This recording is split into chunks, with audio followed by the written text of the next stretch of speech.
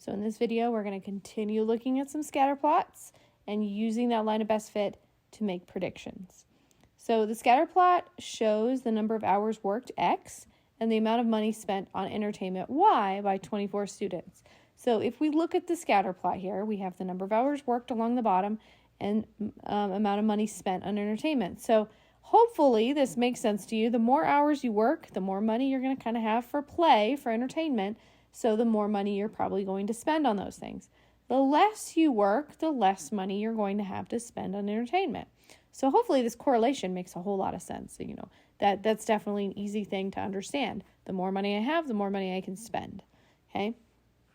So for the first part here, it says for an increase of 1 hour in time worked, what is the predicted increase in the amount of money spent on entertainment? So let's kind of jump to the bottom here, because they give you this piece, they give you the scatter plot, and then they give you a little bit of more information, because we have the line of best fit, but that's still somewhat of an approximation, and I would have to guess a little bit at creating that equation. So they actually give us the equation. So use the equation of the line of best fit is y equals 1.84x plus 11.32.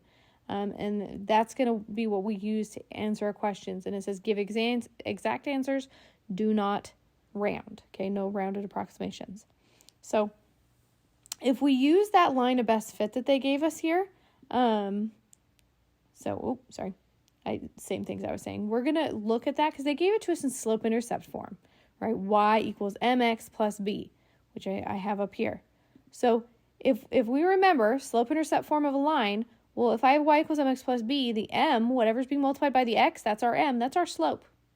And our y-intercept, that's what's being added or subtracted at the end. So the y-intercept, that's like our starting point. That's our no matter what, that's what we're going to have. The slope is what we're changing by for each item that we have. And in this case, it's each hour, okay? So the starting point, in this case, that's going to be, no matter what, that's the amount of money we're going to spend on entertainment, whether or not we've worked a single hour. Apparently, that's what we're going to spend on entertainment. But the M, that's going to change how much we're spending per hour, okay? So for every hour, we'll spend that much more, okay? So let's go ahead and take a look at that now that we can see that. So the M, that's the slope, that's the change part of our increase or our decrease. That's our rate of increase or decrease. So if they want to know for an increase of 1 hour in time worked, what is the predicted increase in the amount of money spent on entertainment? Well, we want to look at our M, our slope. So in this case, it's 1.84. That's the predicted amount that I will spend for each extra hour I work. So no matter what, I'm going to spend $11.32, but every hour I work, I'm going to spend another $1.84. Okay, so that's that first one. So the second one, it says, what is the predicted amount of money spent on entertainment for a student who doesn't work any hours? So I kind of already answered this question, right? That's our y-intercept. That's our starting point.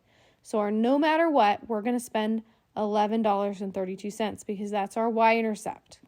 Okay, so those are our two pieces. So what is the predicted amount of money spent on entertainment for a student who works 8 hours? So now we need to take this equation and we need to plug in 8 hours for x so I can see what happens. So we're going to have 8 times the 184.